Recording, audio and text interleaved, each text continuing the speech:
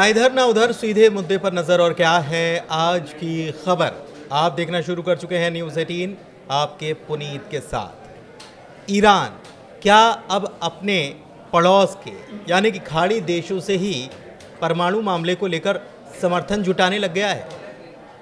Saudi अरब के रक्षा मंत्री का अचानक से ईरान का दौरा हो जाना क्या अमेरिका के पेशानी पर बल ला रहा है? क्या ट्रंप की रातों की नींद उड़ रही है कि सऊदी अरब के रक्षा मंत्री ईरान में, तेहरान में कर क्या रहे हैं? और वो भी एक लेटर लेकर जो कि मोहम्मद बिन सलमान ने भेजा है। और उस लेटर को देखकर खामनेई ने क्यों कहा कि आओ मेरे भाई, साथ में मिलकर काम करेंगे, दूसरे जो खड़े हुए हैं उनको सबक सिखाना है। जी हाँ, कई सारे मुद्दे आज की इस चर्चा में शामिल होने वाले हैं। मेरे साथ मेरे सहयोगी आनंद मौजूद हैं, उनके पास चलते हैं। और सबसे पहला सवाल था कि क्या ईरान खाड़ी देशों की मदद ले रहा है, उनको एक साथ करने में जुटा हुआ है? इसी पर बात करेंगे आनंद। बिल्कुल, देखिए ईरान अब समर्थन जुटाना शुरू कर दिया है खाड़ी देशों में, मतलब अपने पड़ोसी देशों में संबंध को सुधारना शुरू कर दिया है। ऐसे अगर हम कहें तो क्यों सुधारना शुरू किया गया है? क्योंकि अभी दूसरी बैठक होने वाली है कल शनिवार के दिन, और ये बैठक होने वाली है, आपको पता है, सबको पता है कि खबर हम लोग बना भी चुके हैं कि इटली में बैठक होने वाली है, रोम में बैठक होने वाली है। किसकी? अमेरिका और ईरान की, उसी न्यूक्लियर डील को लेकर के। तो इस डील के पहले क्या कर रहा है ईरान की? समर्थन जुटाना शुरू कर दिया है। और इस समर्थन में पहला जो समर्थक, एक तरीके से अगर हम बोल भी दे कि समर्थन मिल गया है, अब खुद सामने से दूसरा देश आया ईरान के पास, तो कहीं ना कहीं ये खबर बड़ी हो जाती है। और ये खबर बड़ी इसलिए और हो गई जब सऊदी अरब के विदेश मंत्री पहुंचते हैं, कहाँ? रक्षा मंत्री पहुंचते हैं ईरान, एक खत लेकर के। मोहम्मद बिन सलमान जो क्राउन प्रिंस हैं सऊदी अरब के, उनका खत लेकर के पहुंचते हैं खामनेई के पास। ईरान के सुप्रीम लीडर हैं अयतुल्ला अली खामनेई, उनके पास ये पत्र पहुंचता है और पत्र का जवाब भी वो हाथों हाथ दे देते हैं। क्यों? क्योंकि उनको समर्थन, वो पहले से ही उनका ऐसा प्लान रहा है, ईरान का ऐसा प्लान रहा है कि वो समर्थन जुटाएंगे और कमजोर करेंगे। जो ईरान अमेरिका के समर्थन में बात करते हैं मुस्लिम देश, उसको अब ईरान के समर्थन में लाना चाहते हैं। उस पर मैं आऊंगा, और क्या खामनेई ने कहा है उसकी भी बात करेंगे। लेकिन कुछ सवाल खड़े हो रहे हैं। इजराइल के खिलाफ क्या ईरान अमेरिका का इस्तेमाल कर रहा है? थोड़ा मेरा सवाल पेचीदा हो सकता है, थोड़ा अलग भी हो सकता है। बिल्कुल। लेकिन क्या ईरान के गेम में अमेरिका फंस चुका है, और खासतौर पर खामनेई का प्लान जो है वो क्या? बिल्कुल, दरअसल में जो इजराइल बाण चलाया था ईरान पर, अब वही बाण वापस आ गया है। किसके ऊपर? इजराइल के ऊपर। दरअसल इजराइल क्या मान कर रहा था कि ईरान परमाणु बम ना बना पाए, लेकिन अब ये ईरान की तरफ से एक तरीके से आवाज उठी है कि इजराइल के पास जितने परमाणु बम है ना, पहले उसको नष्ट किया जाए। और जाहिर सी बात है ये बात वहीं पर उठती है। अगर आप दूसरे देशों को बोलते हैं कि आप ये नहीं बना सकते हैं, तो जाहिर सी बात है आपका भी लिस्ट में नाम आता है। अगर ये वीडियो में हम आगे बात करेंगे कि क्यों नाम आता है, लेकिन अभी क्या है कि उसके पास, इजराइल के पास 7 न्यूक्लियर जो है साइट है उसके पास, और करीब 90 से लेकर के 200 परमाणु बम है। तो कहीं ना कहीं एक तरीके से इजराइल ये मानने के लिए लेकिन इनकार नहीं है। इजराइल ने साफ बोल दिया है कि मेरे पास कोई भी ऐसा परमाणु बम नहीं है, और ना ही मेरे पास कोई ऐसा कार्यक्रम चल रहा है। लेकिन इस पर ईरान ने जो चाल चला है, उससे इजराइल एकदम, होता है ना कि नतमस्तक हो जाना। अब क्या हुआ है, दूसरी झटका अमेरिका की तरफ से हुई, उसका लगता है। दूसरी झटका कैसे लगता है? दरअसल ये बैठक के बाद, पहली जो बैठक हुई है, उस बैठक के बाद ईरान पर एक हमला करने का प्लान था। किस पर? परमाणु प्लांट पर। जो ईरान का 2 परमाणु प्लांट है, नतांज और फॉर्डो में, वो दोनों जगह पर। बिल्कुल 2 जगहों पर हमला करने का प्लान था, और बैठक के पहले भी ये माना जा रहा था कि वो तैयारी हो चुकी थी। इजराइल की तरफ से ये कहा जा रहा था कि बस आप ग्रीन सिग्नल दो, जिसका हम जिक्र कर रहे थे। लेकिन अमेरिका ये चाह रहा था कि कूटनीतिक बातचीत हो, और कूटनीतिक बातचीत चल भी रही है। दिलचस्प बात यह है कि अमेरिका और ईरान के बीच जो बातचीत चल रही है, इसमें इजराइल ही वो ये कह रहा है, बेंजामिन नेतन्याहू कह रहे हैं कि हम ही तो वो थे जिन्होंने ये मुद्दा उठाया था कि ईरान के पास परमाणु बम नहीं होना चाहिए, और हमने ही इस मुद्दे को उठाकर, और ये कहा भी गया कि 2018 में जो डील ट्रंप ने रद्द की वो नेतन्याहू के कहने पर या उन्होंने जो पॉइंट्स उठाए थे उसके कहने पर की। बिल्कुल बिल्कुल। जाहिर सी बात है कि मिडिल ईस्ट में अगर टेंशन बनी हुई है तो इजराइल को ही खतरा है, लेकिन ईरान की तरफ से जो बात कह दी गई है वो एक शेर याद दिलाता है मुझे राहत इंदौरी का कि आएंगे कई मकान जद में, यहाँ केवल हमारा मकान थोड़ी है।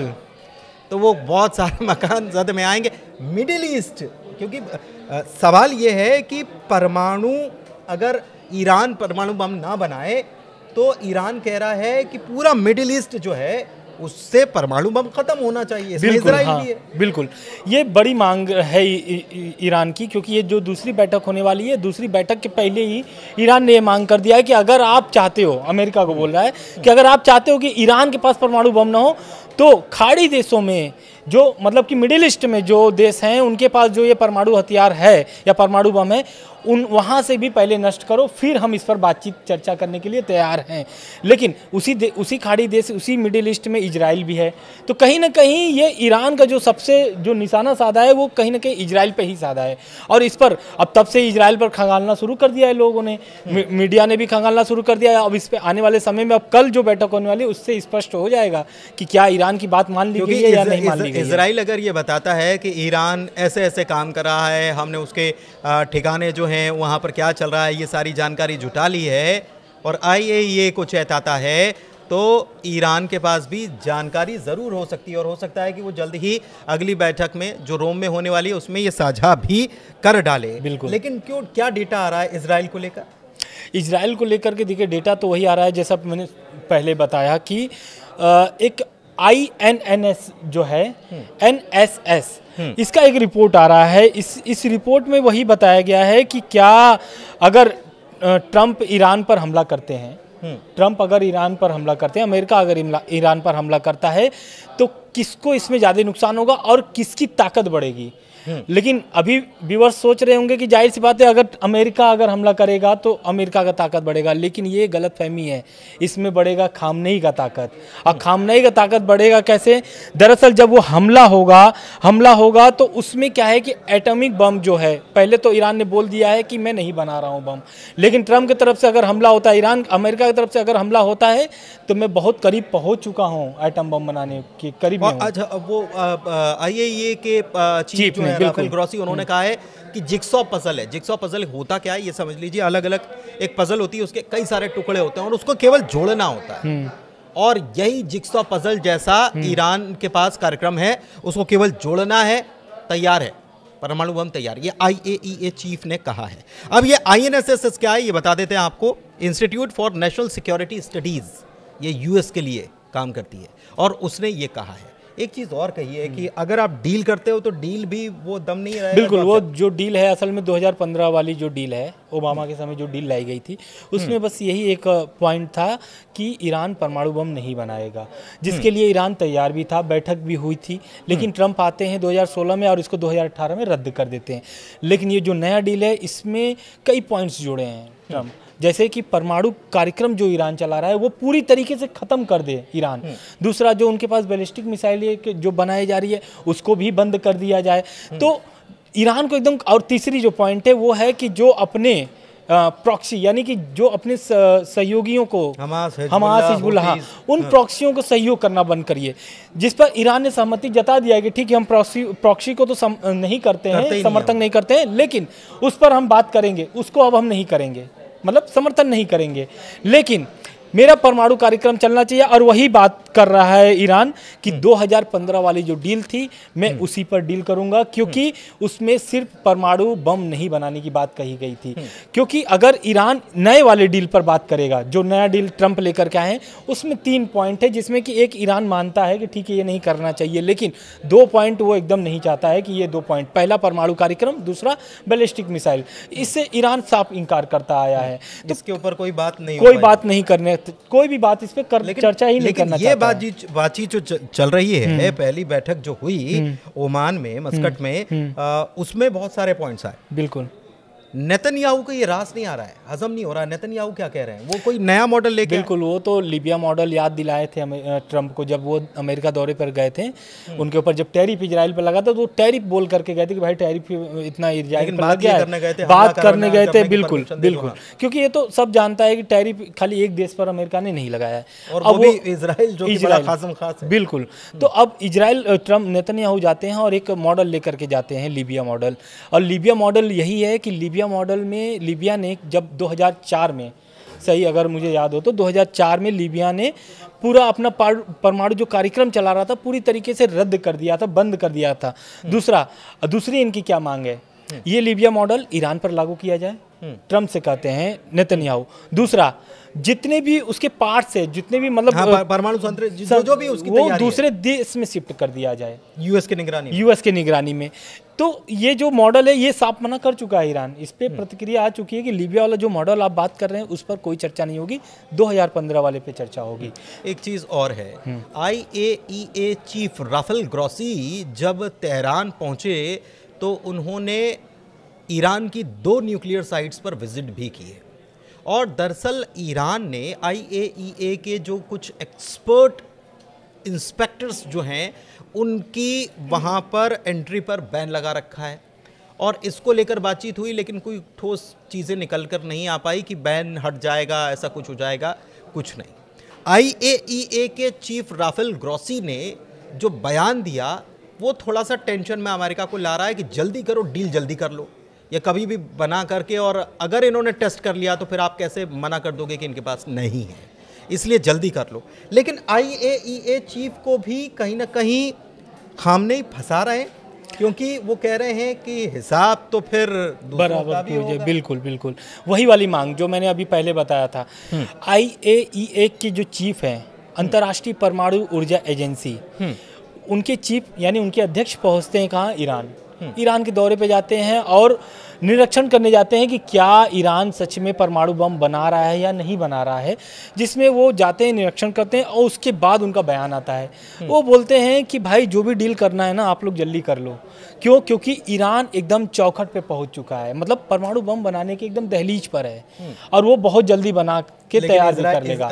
तो लेकिन इशारा कर रहा है बिल्कुल खामनेई ने साफ बोल दिया है कि भाई अगर आप चाहते हो कि ईरान परमाणु बम ना बनाए तो जितने भी खाड़ी देशों में या फिर जितने भी मिडिल ईस्ट में देश हैं उनके सभी के परमाणु रद्द करिए। IAEA चीफ का काम बढ़ा दिया उन्होंने, काम बिल्कुल बढ़ा दिया, इजराइल दौरा करो। बिल्कुल, लेकिन अभी इजराइल दौरे का ऐसा कोई बातचीत नहीं आया, लेकिन दबाव बिल्कुल हिंद छोड़ दिया और दबाव तो बढ़ गया है IAEA के चीफ पर कि भाई क्या खामनेई की बात माना जाए या नहीं माना जाए। क्योंकि खामनेई ने उनका बात माना है। कैसे बात माना है? क्योंकि वो पहले बोल रहे थे कि जो निरीक्षक परमाणु के लिए जो IAEA की तरफ से जो तैनात किए गए ईरान में परमाणु जो कार्यक्रम चल रहा है उसका निरीक्षण करने के लिए, जो निरीक्षक हैं वहाँ पर IAEA के, उनको बोला था, उनके कुछ प्रतिबंध अभी आप बता भी रहे थे कि उनके ऊपर कुछ प्रतिबंध लगाए हुए थे कुछ के लोगों पर, जिसको अभी वो हटाया नहीं है, ना ही उस पर कुछ बात किया है वो चीफ से।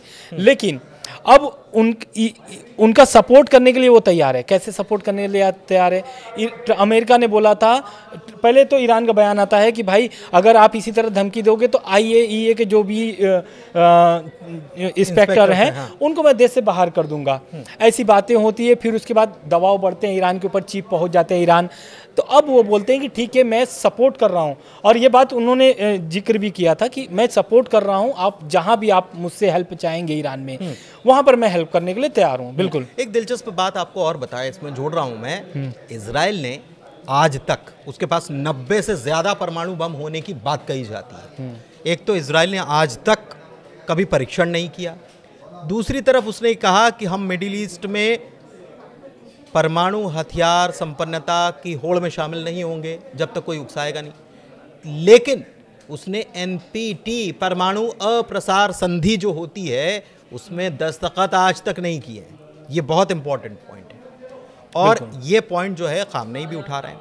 खैर, इस बीच सऊदी के रक्षा मंत्री का अचानक से तेहरान पहुंच जाना, ये अपने आप में बहुत हैरान करता है। क्या खबर? दरअसल में अभी दूसरी बैठक होने वाली है। दूसरी बैठक के पहले ट्रंप ने धमकी दिया था कि भाई अगर आप बातचीत विफल होती है, बैठक विफल होती है तो ईरान पर हमला कर दिया जाएगा, ईरान के परमाणु ठिकानों पर हमला कर दिया जाएगा। इसी बीच खबर आती है कि सऊदी के जो राष्ट्र रक्षा मंत्री हैं प्रिंस खालिद बिन सलमान, वो ईरान पहुंच जाते हैं। ईरान पहुंच जाते हैं किसका लेटर लेकर के? प्रिंस का लेटर लेके, वो जो सलमान किंग, हाँ बिल्कुल, किंग सलमान का लेटर लेकर के वो पहुंच जाते हैं और वो खामनेई को सौंप देते हैं कि भाई ये प्रिंस का ये लेटर है, और उस पर जवाब भी आता है। जवाब वो देते हैं कि बिल्कुल मैं तो इंतजार में हूँ, आपका स्वागत करता हूँ ईरान में। और क्यों, पहले आप समझिए बात को कि सऊदी ही क्यों पहुंचा वहाँ पर। क्योंकि सऊदी एक ऐसा देश है जिससे अमेरिका का संबंध बहुत गहरा है और बहुत ही, एक तरीके से बोल सकते हैं कि बहुत ही अच्छी संबंध है। मिडिल ईस्ट में ऐसा माना जाता है कि सऊदी का झुकाव हमेशा से हमारे का अमेरिका तरफ रहा है, बिल्कुल। और बहुत सारी चीज़ें, लेकिन गाज़ा का प्लान जब आया था ना, तो उसमें सऊदी ने इसका विरोध किया था कि ये गाज़ा का प्लान ये नहीं चलेगा कि आप गाज़ा को खाली कर दो। ट्रंप लेके आए थे प्लान कि आप गाज़ा को खाली कर दो और वहाँ पर वहाँ के लोगों को अपने यहाँ बचा लो, फिर हम एक नया गाज़ा बनाएंगे, सपनों की दुनिया दिखाएंगे। तो इस बात के लिए सऊदी ने भी ना कर दिया था, और भी मुस्लिम देश हैं खाड़ी के, उन्होंने ना कर दिया था। लेकिन इस बार जो सहयोग की बात हो रही है, वो रही सैन्य सहयोग की, वो हो रही है सिक्योरिटी पॉइंट ऑफ व्यू से, और इसके अलावा भी और भी सहयोग की बात हो रही है। खामनेई ने क्या कहा है? खामनेई ने कहा है कि बिल्कुल आप पहले ये लेटर किस लिए गया था? ये लेटर गया है परमाणु जो वार्ता चल रही है उसके संबंध में, उसके संबंध में जा रही है। तो अब ईरान और सऊदी अरब किससे बात करेंगे? अमेरिका से बात करेंगे।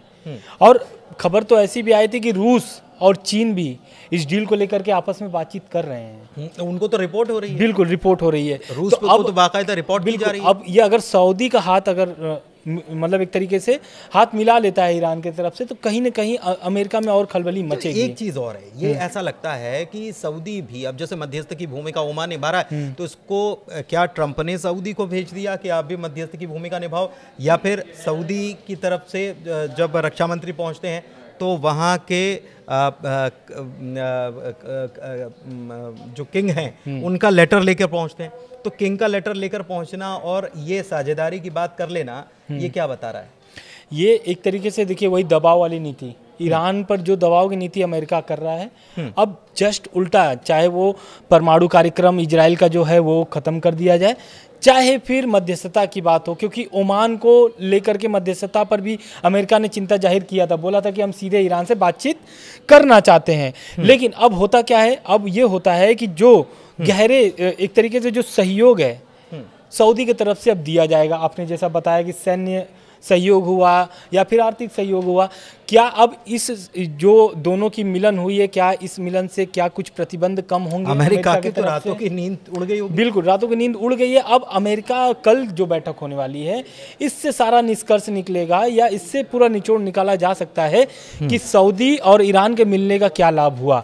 क्यों कहीं ना कहीं खामनेई ने उनका पूरा स्वागत किया है। पहले मैं बता दूं कि खामनेई ने उनका पूरा स्वागत किया है और सऊदी को बोला है कि मैं तो इंतजार में था आपके सहयोग पर, आप कब आएंगे, लेकिन अब आए हैं तो अब जाने नहीं देंगे। मतलब अब अगर आ गए हैं मेरे दरवाजे पर तो पूरा स्वागत किया जाएगा और पूरा सहयोग लिया जाएगा आपसे। मतलब आओ दोस्त, आओ भाई, मिलकर काम करते हैं, भाई भाई, मुस्लिम ब्रदरहुड। बिल्कुल बिल्कुल। ये जो ईरान ने लाइन दी थी ना, वो उसी लाइन पर, क्योंकि ऐतिहासिक रूप से इससे पहले ऐसा हुआ नहीं। हालांकि ऐसा नहीं है कि रक्षा मंत्री कभी गए नहीं हो ईरान, लेकिन ये ऐतिहासिक रूप से जो संबंधों में प्रगाढ़ता, मजबूती अचानक से आई है, ये चौंकाती भी है, ये शंकाएं भी पैदा करती है। लेकिन इस बीच खामनेई के दिमाग में क्या चल रहा है वो तो खामनेई जाने, लेकिन उन्होंने जो कहा है वो हम आपको बता सकते हैं। उन्होंने कहा है कि बहुत सारे ऐसे लोग हैं जो बाहरी ताकत के रूप में उकसावे का काम करते हैं, भड़काने का काम करते हैं और हमारे आपसी रिश्तों में फूट पड़े इसकी कोशिश डालते हैं, लेकिन आप मेरे भाई मेरे साथ आ गए हैं तो जाने नहीं देंगे, साथ में मिलकर काम करेंगे। बिल्कुल। इसके साथ एक और खबर है। खबर यह है कि आप सब जानते हैं कि सऊदी अरब और यमन यानी कि हूती विद्रोही, अभी कुछ दिन पहले खबर आया था कि हूती विद्रोहियों ने गलती से मिसाइल दाग दी थी किसके ऊपर? सऊदी अरब पर। बिल्कुल बिल्कुल बिल्कुल। और आप सब जानते हैं कि कथित रूप से ऐसा माना जाता है कि ईरान किसका समर्थन करता है? हूती विद्रोहियों का। तो कहीं ना कहीं हूती विद्रोहियों को झटका लग गया है। एक तरफ अमेरिका को अगर नुकसान हो रहा है तो एक तरफ फायदा भी हो रहा है। फायदा कैसे? अगर ईरान हाथ खींच लेता है हूती विद्रोहियों से तो जाहिर सी बात है कि बिजनेस के रास्ते खुल बिल्कुल बिजनेस के रास्ते खुल जाएंगे और यमन में जो हुती विद्रोही हैं वो बेमौत मारे जाएंगे। क्योंकि अमेरिका को तो बस खाली खुला दरवाजा चाहिए, उसके बाद तो लूटपाट खुद ही कर लेगा अपने आप। लूटपाट मतलब कि यमन में जो लड़ाके हैं हुती विद्रोहियों के, उसको ठिकाने लगाने में कोई समय नहीं लगा पाएगा, कोई समय नहीं लगेगा अमेरिका को, पहला। दूसरा, हुती और सऊदी अरब का जो युद्ध है, आप पहले भी देखेंगे जब उनका गृह युद्ध चल रहा था तो उस समय हुती विद्रोहियों का बहुत भूमिका थी उसमें। हुती विद्रोही क्या करते थे, हुती और सऊदी अरब, इनकी दुश्मनी बहुत पुरानी है, करीब 20 साल पुरानी दुश्मनी है, ऐसा इनका माना जाता है। क्योंकि हुती का आप सब जानते हैं कि 30% यमन में कब्जा है और व्यापार के नज़रिए से जाना जाता है कौन, सऊदी अरब। सऊदी अरब व्यापार से कोई भी समझौता नहीं करना चाहता है, बिल्कुल। और इस कारण से वो यमन के हुती विद्रोहियों का विरोध करता था। एक ये देखिए, एक काम की बात, एक जानकारी चलते चलते आपको दे देते हैं, वीडियो लंबा हो गया लेकिन चलते चलते जानकारी, सऊदी अरब की भूमिका जो है ना अब मिडिल ईस्ट में बढ़ती जा रही है। देखिए, रूस यूक्रेन के बीच में अगर बातचीत होती है तो सऊदी अरब में होती है। सऊदी अरब के अभी जो किंग हैं उनकी तरफ से मैसेज पहुंच जाता है ईरान की तरफ। और सऊदी ने एक चीज़ और की है, ये आपको शायद चौंकाने वाली जानकारी लगे, लेकिन सीरिया के ऊपर जो कर्ज है ना उसको चुकाने की तैयारी सऊदी अरब कर रहा है। सऊदी अरब सीरिया को मदद देने के लिए तैयार है और जितना भी वर्ल्ड बैंक का कर्जा है वो सऊदी अरब चुकाएगा। जुलानी मिलने गए थे बीते वक्त और उसके बाद ये खबरें, हालांकि पुष्टि कहीं से नहीं हुई है, ना सीरिया की तरफ से आई है ना सऊदी की तरफ से, लेकिन बातें चल रही हैं कि सीरिया इस कर्ज को माफ़ कीजिएगा, सऊदी सीरिया के इस कर्ज को चुकाने के लिए तैयार है। तो एक नया गेम शुरू हो रहा है, नई पावर्स आ रही हैं, सबके पास ताकत आ रही हैं और सऊदी भी, पैसे की ताकत तो उसके पास है लेकिन और ताकतवर होने की ख्वाहिश शायद दिमाग में रखे हुए, संजोए हुए, या फिर हो सकता है कि अमेरिका की तरफ से कुछ इशारा किया जा रहा हो जिसका ये नतीजा या जिसकी ये चर्चा आज हम कर रहे हैं। फिलहाल वीडियो में इतना ही, बहुत वीडियो लंबा हो गया लेकिन कैसा लगा, जानकारी बहुत सारी हमने आपको नहीं दी है, कैसी लगी जानकारी कमेंट करके ज़रूर बताइएगा। वीडियो को अपनों से साझा कीजिएगा, हमारे चैनल को सब्सक्राइब कीजिएगा। बहुत धन्यवाद। धन्यवाद।